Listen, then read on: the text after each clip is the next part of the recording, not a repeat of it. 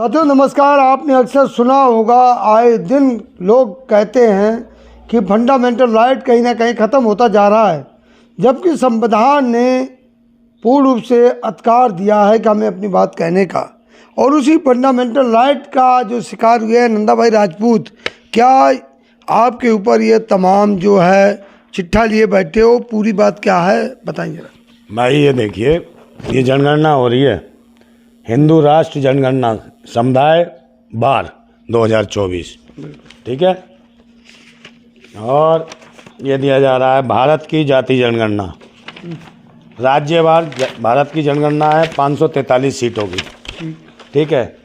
ये करके कोई ये बना रहा है मेरे नाम से और इसको पोस्ट कर रहा है, काय के माध्यम से, स्पीड पोस्ट के माध्यम से इसको नंदा भाई राजपूत जाति जनगणना भेज रहे हैं, जो कि जाति जनगणना किसी भी तरीके से सही नहीं है।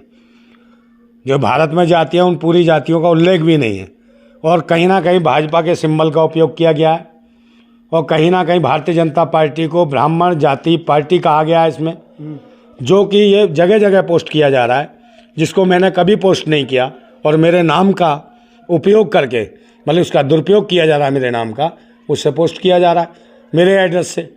तो मुझे जब पता चला इसका, जब कुछ पोस्टें जहाँ की होंगी तो वहाँ किसी ने रिसीव नहीं की होगी, तो मेरे एड्रेस के द्वारा भेजी गई थी, तो वहाँ से जब वापस हुई तो मेरे एड्रेस पे आ गई हैं। तब मुझे पता चला कि कौन है ये जो मुझे बदनाम कर रहा है, क्योंकि हम लोग तो क्रांतिकारी हैं, राष्ट्रभक्त हैं, और कुछ लोग लगे हैं, पता नहीं कौन व्यक्ति है जो लगा है, इतना डेटा तैयार कर रहा है, 30-32 रुपये खर्च कर रहा है एक पोस्ट पे। क्यों कर रहा है, कौन करा रहा है ऐसा? और कहीं ना कहीं देश का माहौल ख़राब कर रहे हैं। डिटेल भी निकाली हुई है पोस्ट ऑफिस से, सब कुछ किया गया है, और इसकी कंप्लेंट भी मैं लिखित देने जा रहा हूँ और दूंगा। और आपके चैनल के माध्यम से, जो चैनल हैं या अखबार हैं, ये भी एक जांच एजेंसी है, तो सबसे बड़ी एजेंसी तो हमारी है सोशल मीडिया।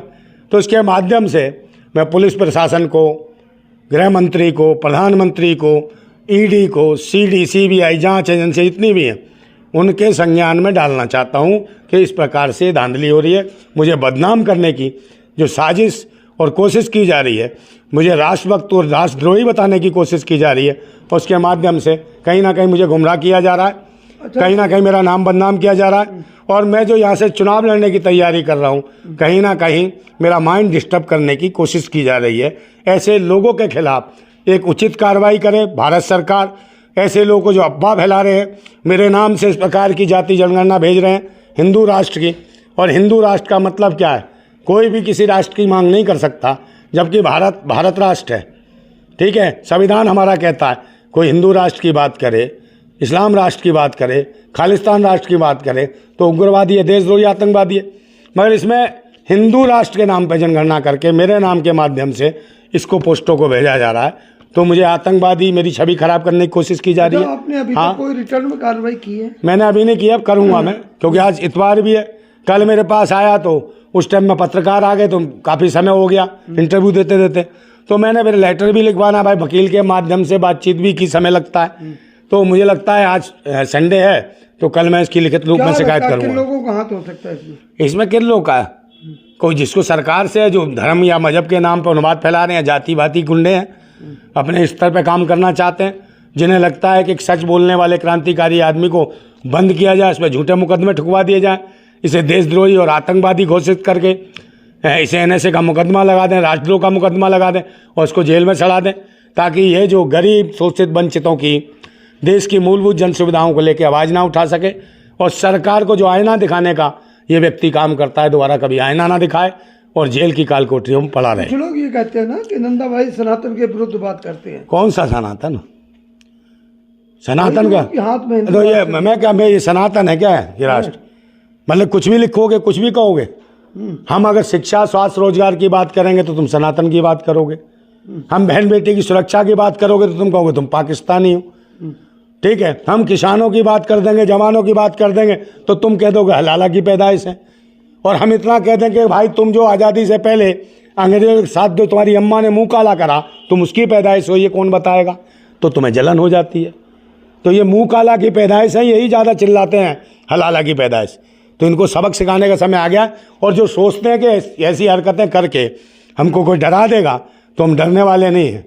क्रांतिकारी हैं, सीना रखते हैं सामने गोली खाने के, और हम मांग भी नहीं सरकार से कि कहे हमें भाई सुरक्षा दो। सरकार का काम है, अगर कोई ऐसा कर रहा तो सुरक्षा उसका काम है, देशवासियों की सुरक्षा करना। हम क्या सुरक्षा मांगे?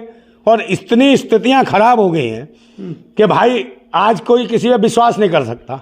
शासन प्रशासन सबकी जो है ना ऐसी मजाक बना रखी है इन्होंने कि कहीं भी कार्रवाई सही नहीं हो रही है।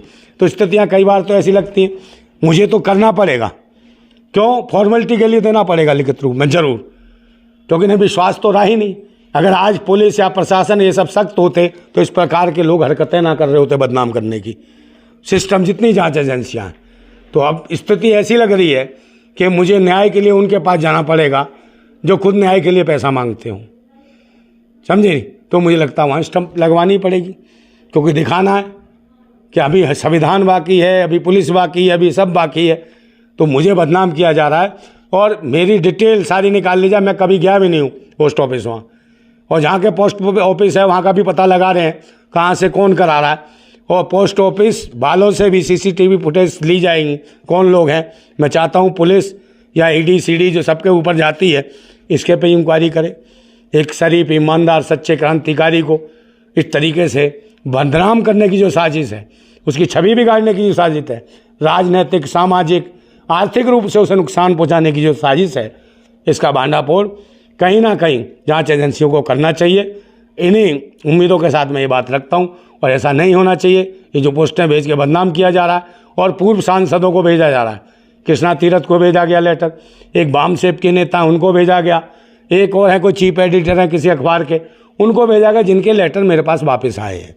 और इसके ऊपर मेरा जो नाम है, नाम के नीचे नंबर डाल रखा है, फ़ोन नंबर, वो मेरा नंबर नहीं है। नंबर लगाओ तो किसी महिला का आता है, डॉक्टर यादव करके या कोई, उसका आता है।